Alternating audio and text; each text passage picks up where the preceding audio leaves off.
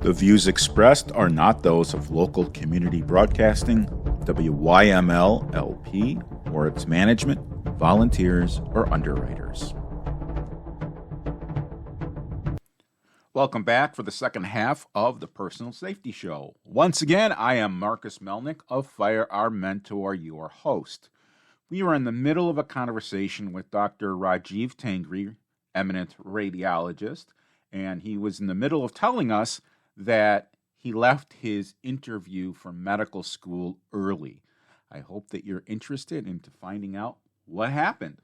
So this is what happened. We are going to continue our conversation. A month later after my interview, I get a phone call. They said, "Did you leave your interview early?"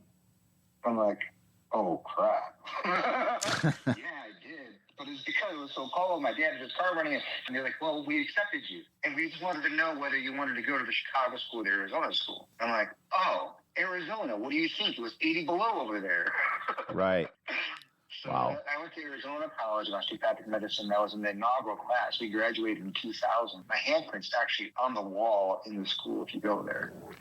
After that, I went to an internship in Evanston Hospital my first year. Okay. My internship, and I did my internal medicine there. We did rotations out of Glenbrook Hospital. Interesting people there. After that, I got into Yale for nuclear medicine. So I did a residency in nuclear medicine at Yale. And then after that, I got into a residency at Columbia University for doing radiology. So I did two residencies. I'm actually one of the few people that have done two residencies separately. And that makes me very kind of competitive to go to work for groups in California, which is where I ended up going at a cancer center. And then I got recruited to Arizona to this one group that was really, really small. And now they're ginormous throughout the whole country, called Simon Med. And since then, I now work for a Body Scan International, which is a company out of California, and we scan patients' bodies. And I mostly work with, actually, firefighters, police officers, first responders, and I scan their body from we scan their body from basically the skull base through their thighs looking for cancer. So I do this remotely. I spend about 30 minutes per consult with the patient, so I'm not rushed at all. I do this remotely. I make my own schedule. I have my own hours, and I love it. That warms my heart. You had me at Yale, but the whole story warms my heart. Let me ask you a question. This is totally off script. My dermatologist is working on a study where AI is poised to take over dermatology in finding melanomas and other types of cancers for skin cancer. So he's doing a study, and he's trying to prove that a human interaction is actually better than AI would be. AI is also a big threat in radiology, if you think about it.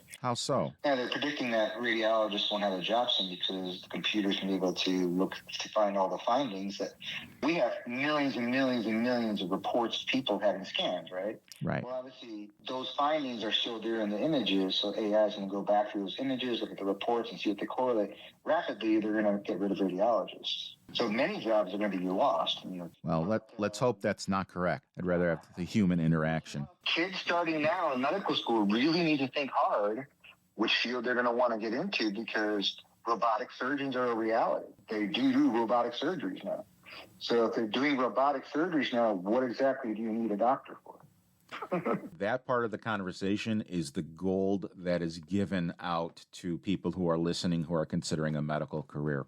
Rajiv, what final thoughts can you offer about being a police explorer? Well, specifically a police explorer, but being an explorer in general. What final thoughts can you share? It's definitely a good thing to get into, just because this is something you're interested in. Try to learn about it. And the good thing about it is that you're learning for people that are already doing this as a career. So the Explorer program allows you to step into their shoes, see what their life is like, see if this is really a path for you. But the other thing that's really great is that you're not hanging around misfits doing bad things. That's going to get you out of trouble, A. And so you're a product of your environment. So as long as you try to keep your environment healthy and around healthy people, then you should do well. So that's why I do encourage you to do learn a lot. Terrific. Rajiv, thank you very much for sharing your view through your own personal lens. You're obviously a great success, and I can't say, it's because of the Explorers, but exploring was a part of all of our lives, and I think really contributed to our success. Good parenting, good schooling also. It's not a one-to-one, it's not a cause and effect. It's multiple variables. So, Rajiv, thank you very much for taking the time to talk to our listeners and share your thoughts. Thank you very much as well, Marcus. As we continue our discussion about the Skokie Police Department's Explorer program, I have Jeff Scholp here with me. And Jeff has worked his way up in Skokie Public Works. You'll be very impressed with his position. Jeff, thank you for joining us today. Thank you for having me. Can you tell everyone, what is your origin story? How did you get started in public service? And if there was something before the Explorers, after the Explorers, if you can go into your background. So I believe it most likely began during the Explorer program. I believe I started the Explorers in high school, learning to kind of wanted to be an officer later in my high school and college. And I say it was with the Explorer program, I think, probably 4 years. I think we were probably with that. And just got to learn about public service and what we can do with the community and assisting the community. And as I got out of high school and went into college, I actually majored in fire science. I went the other direction. Instead of with the blue cars, I went with the red trucks. And that's what I went to college for, is fire science. And actually got hired on with a neighboring community west of here. It was a smaller department. It was paid on call. The same day I was offered that job, I was actually offered the job at Public Works. They called on the same days. So me being young, I said, I'm going to do both of them. I would leave Public Works at 3:30. I would go to the firehouse. We'd have training on Tuesdays and Thursday nights, from 6 to 9 o'clock, and then Saturdays all day long. And a lot of times, if you kept your grades up in the academy, they'd let you ride before you actually firefighter. So I'd leave Public Works at 3:30, spend the night at the firehouse, run calls, leave, and then go back to Skokie and do my Public Works duties over there. So, Jeff, the general public all thinks you're supposed to run out of the burning building, not into the burning building. And that's my joke. I worked for Glencoe. I don't know if I mentioned that. No, I don't think I ever knew that. Yeah, so I worked for Glencoe Police and Fire. Okay, yeah. Love the fire service. Where did you go to college? I stayed around here. I went to Oakton College. Okay, all right. Yeah. So you did Oakton. So I can continue testing for all the neighboring towns here. And what happened? Why didn't you pursue the fire service? I mean, they're both service industries. Right. Fire service is what I love to do. That's where my heart's always been. And I tested with different communities around here, did all the interview processes. And I did the paid on call for about 2 years. And I knew my fiance wife now, I knew she didn't like me doing the job. So I left the job. She never asked me to leave. I just left it. I had something to fall back on. That was Public Works. And at that time, Public Works was treating me great. I mean, I've made as we're talking about, I made a great career out of Public Works. Again, Public Works assisting the community every day. We're out on job sites and residents come up. And I've met so many just great people working on the street in Public Works. And in my later years now, I'm in the office and I'm still meeting people, but not as often as I would as I was in the street. I mean, I've met some incredible people. We just sit and talk for 10, 15 minutes while we're working out in front of their house. Let that be a message to all of the young listeners out there.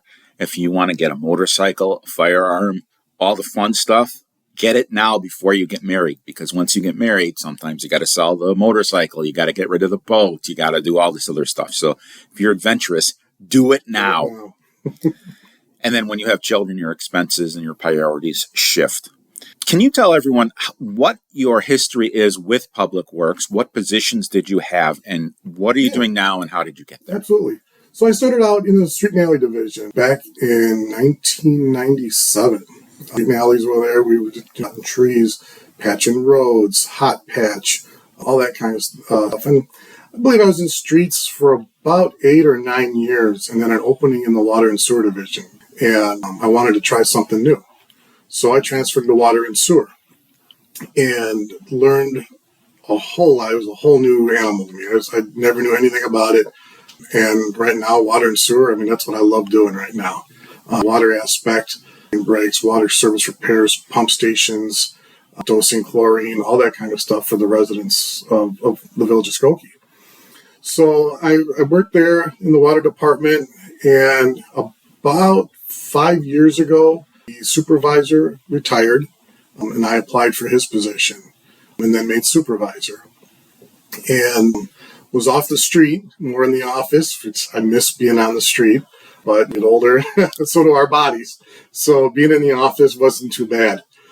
And loved being supervisor, had a lot of great employees under me and respected them. And you respect your employees, they respect you, and they make me look good. And I always told my guys, I'm like, you're the ones that make me look good. Very grateful for everybody there. And just about a year ago, I just passed my year anniversary of superintendent. My superintendent retired, and I was like, well, let's work up the chain again, see what happens. And got promoted to superintendent. But not only superintendent of water and sewer, I'm also overseeing the buildings department, or the buildings, which is all of our police department, our firehouses, public works, village hall, and also all of automotive, which is all of police, fire, public works vehicles, and fleet vehicles. I believe we've got about 125 pieces of rolling stock. I just want the listeners to understand how rare these types of positions are. There's one superintendent, and how many employees does Skokie have? 200-300? Maybe throughout the village. Yeah. Throughout the village. Yeah, so, the village. It's less than a third of a percent of the people are in these types of roles, which is just... There's another superintendent, and he's in charge of street and alleys in the refuse division. So there's two superintendents in public works. Out of curiosity, how do you interact with the fire department during a structure fire? Switching with my automotive role and also my water department role. If there's a structure fire and the fire department needs our assistance, they will call us directly. If there's a water pressure issue, we can at times run our booster pumps at our pump stations. And so that'll give more volume, give a little bit more pressure to different areas of town, depending on the size of the structure fire. That rarely happens due to we're a big grid system with our water mains. We've got pretty good pressure throughout town. But for the larger events, it does happen. And also, I'll look and see how the rigs are performing. If there's any issues, anytime there's a structure fire, I try to call the deputy chief or the captains. Hey, any issues with the rigs? Do we need to know about something? Do we need to get it in the shop and get it repaired? So you do all the fire rigs too? Correct. That's not outsourced. We have our own automotive division. Wow. Yeah, we do fabricating, everything. That's just quite impressive. And if I'm correct, I think Public Works is accredited. We are accredited. You're like the only police, fire, and Public Works, or was the first. I believe we were the first. They have all three, police, fire, and Public Works accredited. And we just got reaccredited this past December. So what do you have to do for accreditation? It's a lot of policy and procedures. The accreditors will go over all of your policies and procedures, or at least the first time. And when you're getting reaccredited, they'll pick out a certain handful, and they will go and nitpick them page by page by page. And you need every I dotted, every T crossed, and it's a lot of work. I've got individual most of our accreditation work, and I'll assist him as much as I can. It's a tedious process. It's every 4 years. Is he a Public Works person? He is. Okay. He is. I just was curious to see if the police accreditation manager or even the fire one, if there was interaction there. I'll interact with the fire. Okay. Because they'll need a lot of information due to water flow. Right. So I'll do there's a whole section that I need to do for them. Okay. Mm-hmm. In addition, I also know Skokie is an ISO 1 fire department, which is the top rated. Correct. So it's just a fabulous municipality organization. I'm happy to have been brought up there. So going back to the Explorer program, Can you put in your own words, what is the Explorer program? This is for parents. The audience is parents who are thinking, oh, well, my son, my daughter wants to go into whatever career, maybe there's an Explorer program. So can you give everyone an idea of through your lens, what the Explorer program is, what it was, what do Explorers do, and what are some of the volunteer projects?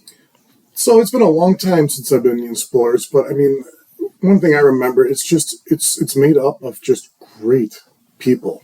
Not only the officers that run the program, but the individuals that are part of the program, like yourself. I mean, we met through the Explorer program, and some of the individuals, I'm still friends with a lot of the people that I've met through the Explorers. It's a great place to start, no matter what field you're going to go in. It just teaches you respect for others, especially with the way the world is now. Respect everybody. And that's what the Explorers has kind of taught me. I don't care who you are. I'm walking down the street, I say good morning to you. And I believe that's part of the Explorers. You don't know what someone else is going through. And when you're with the Explorers, and if you do a ride along with an officer and you go on some of these calls, you're seeing people at their worst. And it's taught me to be compassionate towards others. Even in my role at Public Works, I deal with a lot of residents who are upset and they call yelling at us. And I think the Explorer program has taught me just to stay calm. And usually by the end of those phone calls, we're laughing. And I think that's a lot of what I've learned through the Explorers. It's just stay calm and, assess situations and not fly off the handle when someone yells at you. And, and some of the events that we would do, summertime, at Skokie, we did the Festival of Cultures. I believe we would assist with the 4th of July fireworks. And again, that's meeting people, assisting some of the elderly across the street. It seems silly nowadays, but that's what we did. And I think that's made me a lot of who I am today and going into public service. When I worked for Glencoe, we had to call Public Works during a structure fire. Anytime we flowed water, did hydrant testing, because the system was so fragile. I'm telling you, every structure fire, we had multiple main breaks. Oh, yeah. Is that typical? Our system is old as well. It's 100 years old. Right. We've got a lot of old water main. We do a lot of water main replacement. One thing we do ask the fire department when they do flow water is to let us know what hydrant you were on, what hydrant number, approximately how much water was flowed at each event, because we have to keep track of our water for our water allocation with the DNR. So that's water loss. It's not calculated through any metering. So if there's a structure fire and they flowed, a master stream for a while, all right, how many gallons a minute were you flowing? And average, give me a guesstimate of what the total was. And I keep track of that, and I can add that to my water loss for my reports for the DNR. So we work closely with the fire department in that aspect. And then for hydrant flushing, we have seasonals right now that are doing our hydrant flushing. We hire, college-age students, and we teach them to flush hydrants, and they have it on a tablet, on a collector app. And every hydrant they flush, they put notes in, and we can go back and read it. If there's an issue with a hydrant, it flags it. And then the water department, my supervisor below me, he'll know there's an issue, and we go out and repair those hydrants for them. So we try to keep as many hydrants from getting out of service as possible throughout town. And it's interesting. The general public doesn't really understand all of the things, all of the background duties. They just see the garbage truck. They see the snowplow. Maybe they see a couple crews working, but they don't understand how critical water flow is. Back when water started to first be purified for drinking, late 1800s, it really reduced the medical impact because people are getting clean water. They weren't getting bacteria in the water and viruses and parasites and all that. And it's really very important to really understand that if there's a boil order, there's a reason for a boil order. Right. Switch to bottled. Boil your water. When we have a boil order here, which is rare, but we'll just drink bottled water or brush our teeth with bottled water because we're not taking a chance. I don't want to have germs and not boil something for too long. Anyway, I digress. Obviously, the Explorer program has taught service to others, and you went into a service industry. What other types of emergency responses does Public Works respond to? Any type of storm damage. The Street and Alley Division will be called in on storm damage for trees down. We get called in for flooding events from heavy rains. So we will work alongside different divisions. The water department guys will work with Street and Alley Division. A windstorm that came through and they need manpower, we'll assist that way. If it was just a heavy rain event and we need manpower, we'll take employees from the street and alley division and pair them up with, a water sewer guy, and we'll run multiple calls as quickly as we can get to all of them. Flooded basements for these heavy rains. Basements do flood still. And so we respond to those calls, make sure that the city sewers are down and running properly. And a lot of them do get charged during those heavy, you get an inch of rain in 15 minutes. That rain's got to go somewhere, so we respond to all those emergencies. So, I receive phone calls 24/7.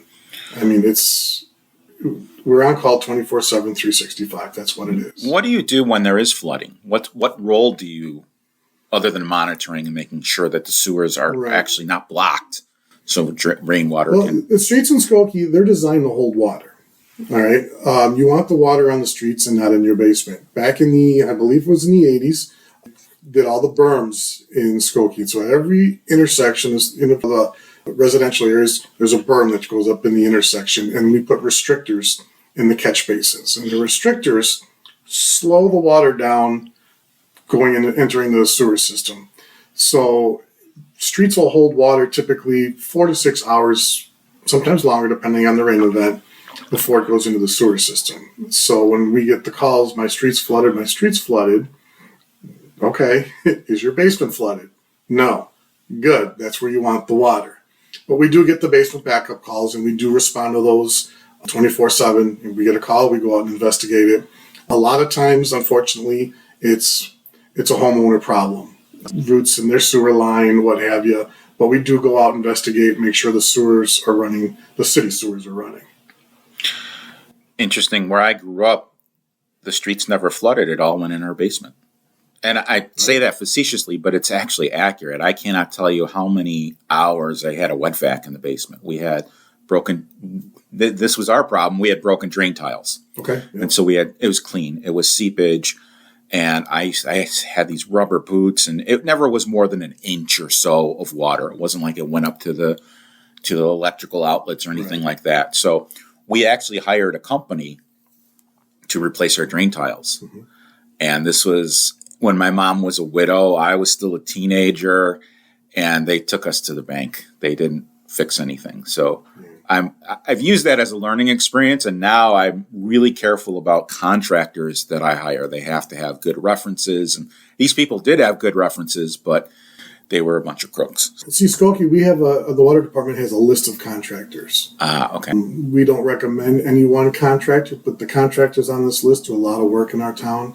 We inspect all their work, and if they do shoddy work, we take them off the list. And they know that. Every contractor knows we have this list. And in order to stay on it, you need to be honest. I'm going to pivot a little bit, and you may have heard about this. On my street, there was a trench dug for sewer work by a private company. They did not, I don't know what it's called, they did not put the box down in it. And he had a cave-in, and he died. Can you talk about safety when you're digging a trench? Absolutely. I've actually been involved in a trench rescue with the fire department about maybe 10 years ago. So anytime the water department excavates, whether it be a main break, a water service repair, a fire hydrant replacement, we shore every single hole. The OSHA standard is shoring at 5 foot in depth. Skokie, we're 4 foot. Anything 4 foot or beyond is shored. It's got the FinForm plywood and the hydraulic rams that we use, and everything is shored. Because, like I say, I've worked on a trench rescue. My partner and I were actually in a Vector, the big sewer sucking truck. Oh, right.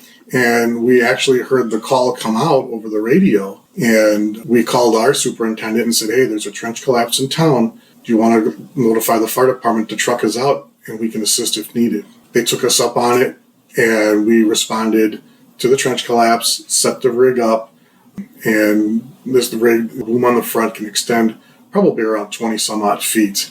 So we were able to stay away from the trench collapse with the vibration and set the rig up.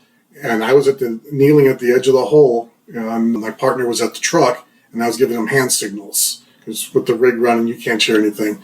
And everything was done by hand signals. And we had that individual out of that hole in probably 15 or 20 minutes, which hand digging him would have probably been over an hour. Could have been killed, too. Could have been killed. That's amazing. He was actually buried from the waist down. His partner that was in there, he got pinned between a piece of plywood and was able to actually push it off of him a little bit and escape. Wow. Yeah. And this was right down the street from my house. Public also doesn't understand how Public Works actually saves lives. It's an emergency responder. I've trained a lot of people who work in Public Works throughout several communities. And one gentleman, super nice guy, he tried to buy a firearm saying, I'm a first responder, which he is, right. But the gun store didn't recognize him. And the public doesn't recognize really the importance of all of these things that happen behind the scenes. Everything you're talking about, police dispatch, police social work, and that's just my area of expertise. Right. If there's a juvenile that sets a fire, there's a juvenile fire setters program, and all these things happen and they're not in the public limelight. Back to exploring, what final thoughts can you offer to parents, to youth who are want to go into public service, and what exploring can do for them? So exploring, if you've got kids that are looking into possibly going to explorers, I would push them along into it from what I've learned and the people that I've met, and just how to be a positive human being with the public and with each other. It's taught me a lot. Like I said, it doesn't matter what field of expertise you go into, the skills that you learn in exploring, you can take anywhere with you.